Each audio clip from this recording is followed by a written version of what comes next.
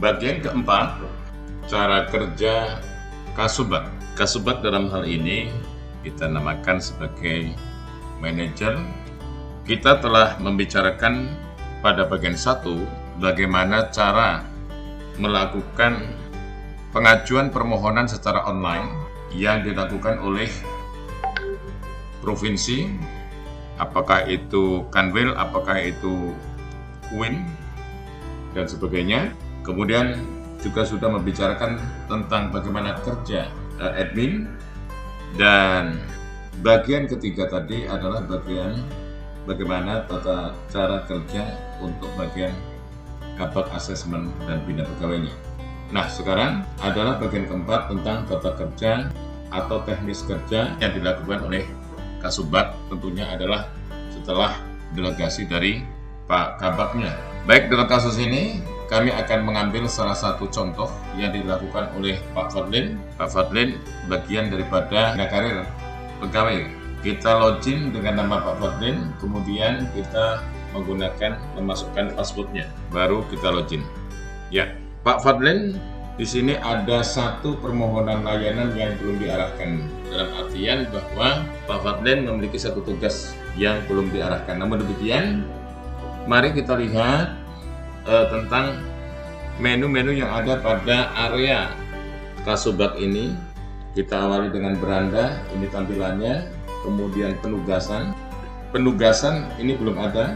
Penugasan di sini yang dimaksudkan adalah penugasan yang dilakukan oleh Kasubag kepada mitra kerja bawahannya, apakah itu analis maupun pelaksana lainnya. Tentunya adalah yang di bawah kewenangan daripada Kasubag tersebut sesuai dengan uraian tugasnya.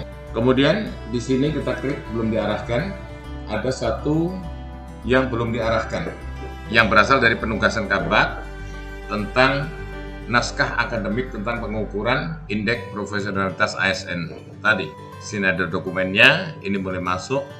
Nah, ini aksi. Aksi ini tentunya ini akan didisposisi kepada mitra kerja bawahannya.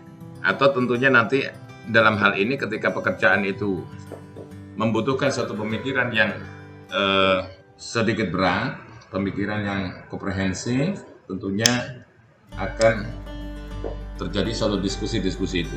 Kemudian belum diproses ini ada 2, kemudian sedang diproses, dan belum melakukan proses apapun di sini, tetapi ada satu yang selesai diproses.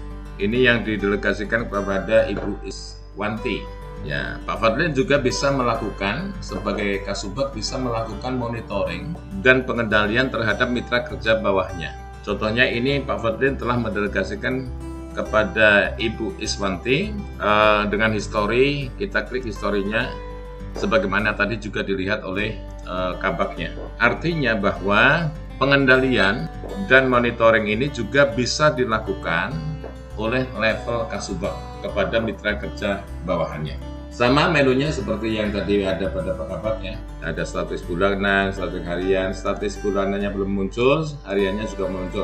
Baik, sekarang bagaimana cara kerja Pak Fadlin? Pak Fadlin ada penugasan.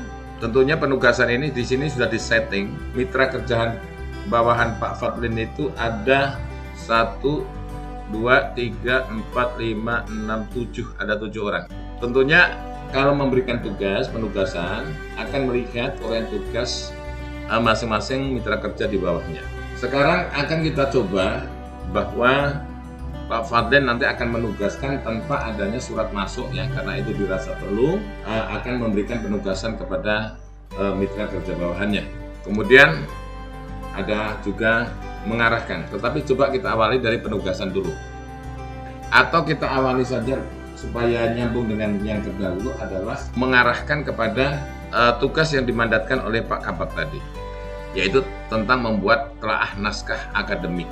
Katakanlah tadi sudah bincang-bincang, sudah dipanggil beberapa mitra kerja bawahannya untuk melakukan suatu kajian BIP itu.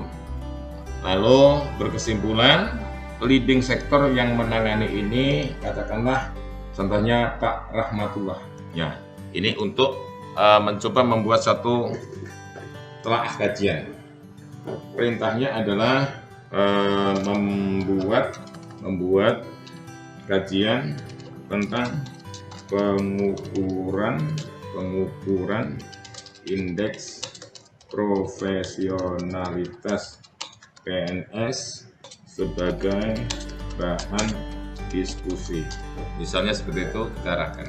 Jadi Pak Fadil sudah membuat satu penugasan kepada salah satu orang. Ini kita lihat kepada yang berproses penugasannya asal dari Pak Kabak yang menugaskan, penugasan kembali ditugaskan kepada Rahmatullah. Isi penugasannya dibuat naskah akademik tentang pengukuran indeks profesionalitas PNS. Lihat atau pelajari ketentuan Kemenpan berikut. Ya, tadi sudah disampaikan yang terdahulu. Baik, untuk berikutnya ini yang hal penugasan. Sekarang kita lihat ada dua layanan, ada dua pekerjaan yang belum diproses oleh Pak Fadil. Yang tadi Rahmatullah ini belum diproses. Kemudian satu tugas yang diserahkan kepada Maruli juga belum diproses. Ini Pak Fadil dalam hal ini cukup melakukan pemantauan terhadap pekerjaan yang didelegasikan kepada mitra kerja bawahannya. Sedangkan yang selesai progres ini satu. Tadi sebagaimana kita lihat ini yang dikerjakan oleh Iswanti. Kita lihat historinya seperti ini, surat sudah diupload dan disampaikan kepada yang bersangkutan. Artinya ini sudah final. Di sini barangkali yang perlu sekali adalah ketika penugasan diberikan oleh Kabak, bisa jadi itu nanti dieksekusi langsung oleh Pak Kasubagnya atau didelegasikan, tetapi dengan catatan tentunya ketika itu ada suatu pekerjaan yang memang sangat komprehensif, tentunya melalui diskusi-diskusi, dan itu ada pekerjaan lanjutan tentunya nanti tidak harus oleh satu orang. Prinsip kerjanya hampir sama dengan Kabak, hanya levelnya nanti yang membedakan, dan ini sudah menjurus kepada yang paling teknis. Dan untuk yang sangat teknis itu nanti akan dikerjakan oleh eksekutornya, itu adalah para analis atau para pelaksana lainnya sesuai dengan tugas pokok fungsi masing-masing, berada di bawah Kasubagnya masing-masing.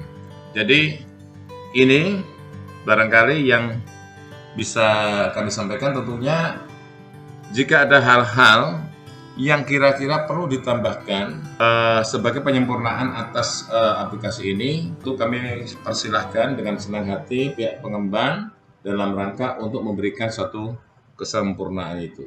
Dengan demikian kita cukupkan untuk bagian Kasubag ini. Kita selanjutnya akan menuju eksekutor. Ya, bagian 5 itu adalah eksekutor akhir dari sebuah pekerjaan. Terima kasih.